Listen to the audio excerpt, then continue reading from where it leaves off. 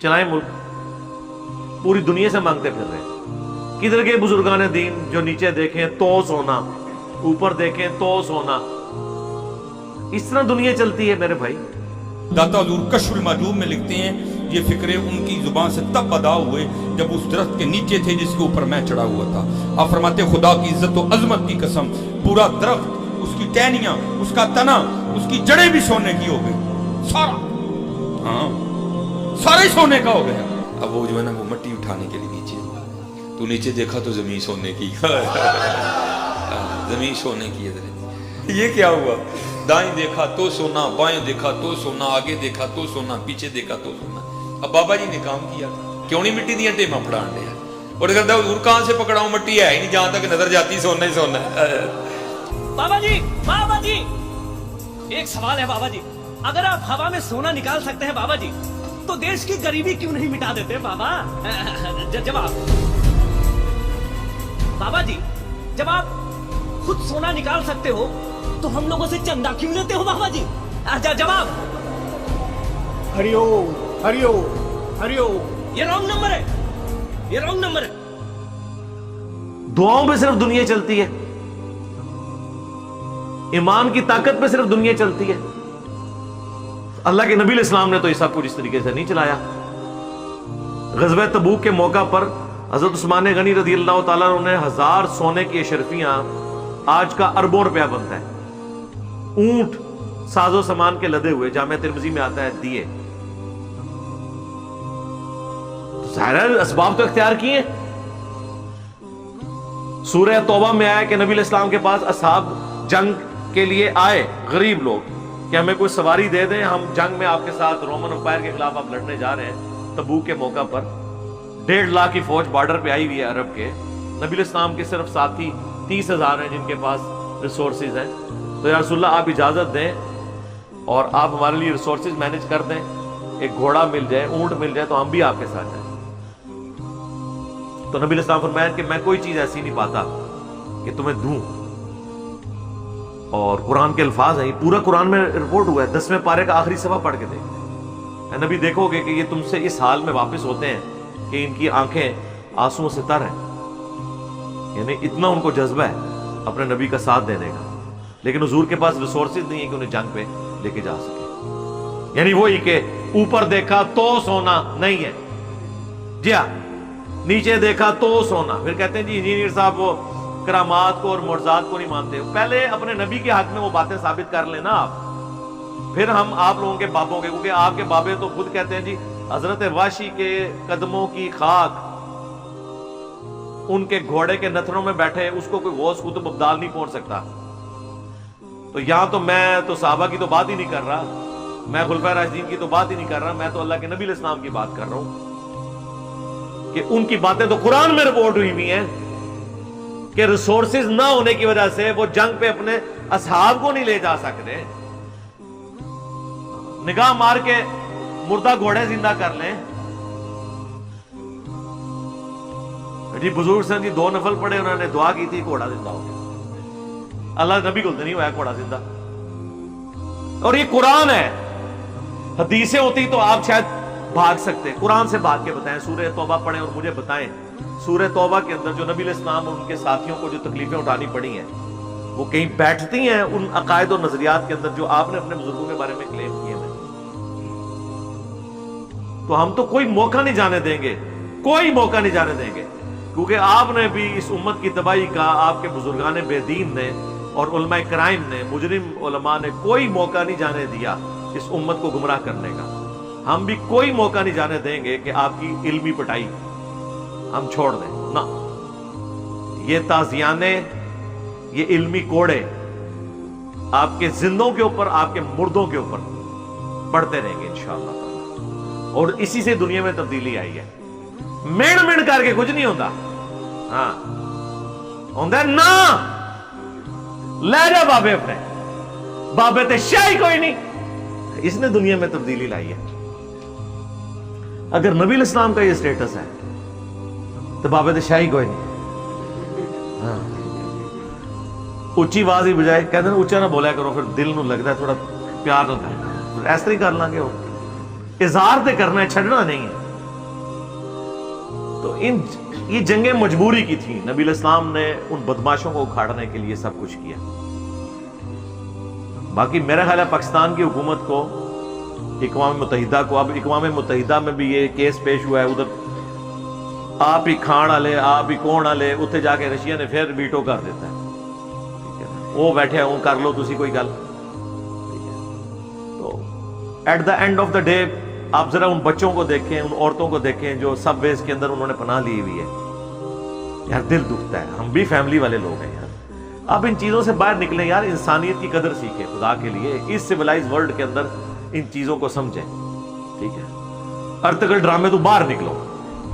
یہ پتہ نہیں کس نے مت دیتی انہوں نے یہ ڈرامہ اتنے چلانے دی. ادھر کے رہنے والے کرسچنز کی زندگی ونریبل کر دی. اتنے مسیحی مار دیے تو اتنے مسیحی انج کر دیے, جو ادھر بچارے شریف پاکستان کے شہری جن کا کوئی لینا دینا نہیں ہے, وہ اپنے آپ کو ونریبل سمجھ رہے ہیں کہ جی مسیح تے سانو ہی سمجھ رہے ہیں, اور وہ بھی ایسے ہی رہے. آپ کو اندازہ نہیں ہے, آپ کے مینٹل ماڈل بدل رہے ہیں. یہ کوئی جہاد کی تال نہیں ہے. ان ڈراموں میں جو بے حیائی دکھائی جا رہی ہے, یہ اسلام تھا؟ کوئی پردہ دیکھا آپ نے؟ مجھے تو اگلے دن ایک بندہ کہنے لگا جی مجھے سمجھ آ گئی ہے کہ چہرے کا پردہ کوئی نہیں ہے. میں نے کہا کیوں؟ وہ کہتا ہے جی ارتگل ڈرامے میں دیکھ لیں.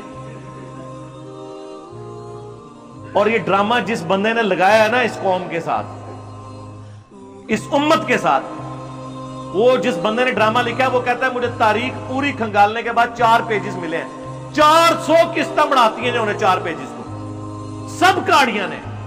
اور لوگ اس طرح بیٹھے ہوئے ہوتے ہیں کہ کسی عورت کی ہنڈیاں جل رہی ہے تو جل جائے, روٹی جل رہی ہے تو جل جائے, خامن بھوکا مر جائے تو مر جائے. کس طرح آگے پیچھے ہوئے. یہ مجھے تو لوگ فیڈ بیک دیتے ہیں. ہمارے گھر تو ویسے ہی نہیں دیکھا جاتا. میری تو وائف کافی سمجھدار ہے, میرے سے زیادہ ہی ہے. وہ جب شروع ہونے کہے کہ کہانی کرا رہے بند کرو. خیر میں نے کچھ جبر کر کے کچھ قسطیں دیکھی, مجھے کچھ قسطوں کے بعد آئیڈیا کہ یہ تو تماشا لگا دیا قوم کو, انہوں نے ٹرک کی بتی کے پیچھے لگا دیا. اس طرح کرنے سے کوئی تبدیلی. یہ اب اکنامکس کی دنیا ہے. ٹھیک ہے, جب ہماری اکانومی یہ ہو کہ پوری دنیا سے ہم قرض لے کے کھا رہے ہوں, ہم 1 مہینے کے لیے اپنی فوج کو بارڈر پہ نہیں بٹھا سکتے, ہمارے پاس اتنے ریسورسز ہی نہیں ہیں, تو ڈولے دکھانے کا کیا فائدہ ہے؟ کیا کریں گے؟ ایٹم بم چلا کے خود بھی مریں گے, دوسروں کو بھی ماریں گے. اس لیے تو دنیا میں نہیں آیا کہ خود بھی مریں اور دوسروں کو بھی مار دیں.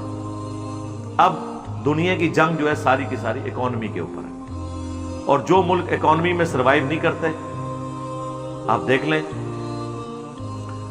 یہاں پر رشیا دنیا کی کوئی اس سے بڑی فوجی پاور تھی اس وقت, کس طرح 1991 میں ٹکڑے ہو گئے اس کے. کیوں؟ ان کے پاس فوج کو تنخواہیں دینے کے لیے پیسے نہیں تھے. یہ تو اب پیوٹن آیا نا, اس نے 99 سے لے کر ابھی تک اس کی اکانومی کو دوبارہ بحال کیا, تو دوبارہ ان کو اب خمار چڑھنا شروع ہو گیا. ادروائز تو ان کی حالت ہی کوئی نہیں تھی. اکانومی کی بنیاد کے اوپر نیشن سروائیو کرتی ہیں. ہم تو اس طرح کی اس ماڈرن دور میں اس طرح کی جنگوں کو جو محض صرف انویژن کے لیے, اپنی ایکسپینشن کے لیے, اپنی ذاتی پسند ناپسند کے لیے ہو رہی ہوں, جس میں سے کوئی ہیومینٹی کا فائدہ نہ نکلے. اسلام کی روح سے بھی ایسی جنگوں کو حرام سمجھتے ہیں جی. انسانیت کے اس ماڈرن دور کے اندر جب انسان بلوغت کی اس سطح کو پہنچ چکا ہے کہ وہ سمجھتا ہے کہ قتل و غارت سے کچھ نہیں ہونا, ان جنگوں کو ہم بالکل صحیح نہیں سمجھتے. ان چیزوں کو کنڈیم کرنا چاہیے سوشل میڈیا کے اوپر آ کے, اور ان چیزوں سے باہر. اب یہ ساری باتیں اگر میں اس وقت بول رہا ہوتا کہ یوکرائن ایک اسلامک ملک ہوتا, تو آپ کہہ سکتے کہ اس کے کوئی یعنی ایک اسلام کی وجہ سے ایفیلیشن ہے. میں نے بتا دیا وہ بڑے کٹر قسم کے آرتھوڈاکس کرسچنز. کیوں جی؟ وہ جو جن کا مرکز پہلے استنبول تھا, کنسٹنٹینیا, یہ وہاں سے پھر اس طرف آ گئے, لیکن اسلام دشمنی میں بھی بہت آگے ہوں گے.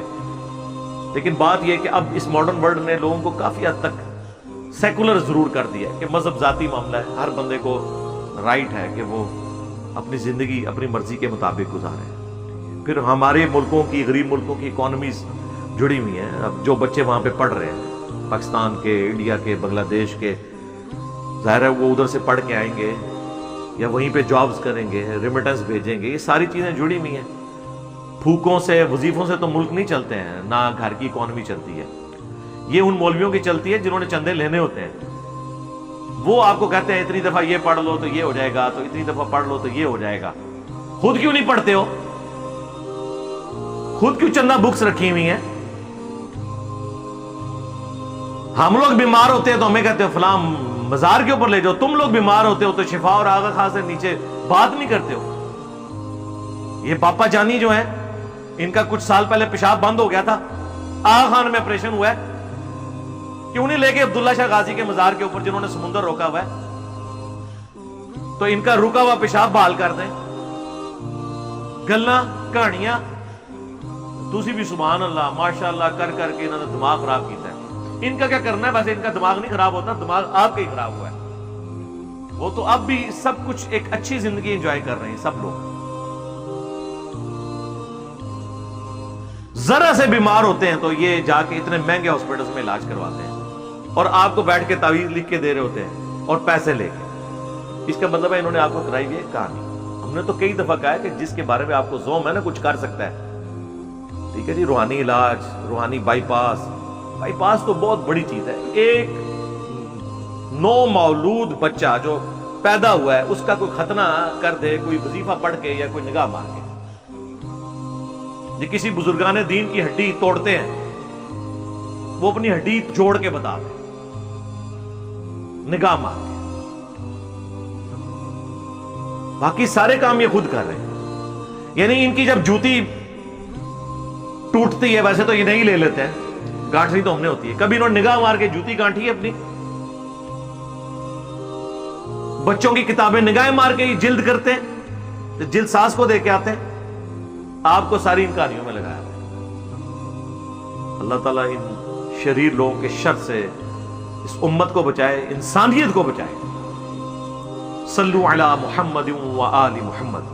اللہم صلی علی محمد وعلی آل محمد واصحاب محمد اجمعین الی یوم الدین.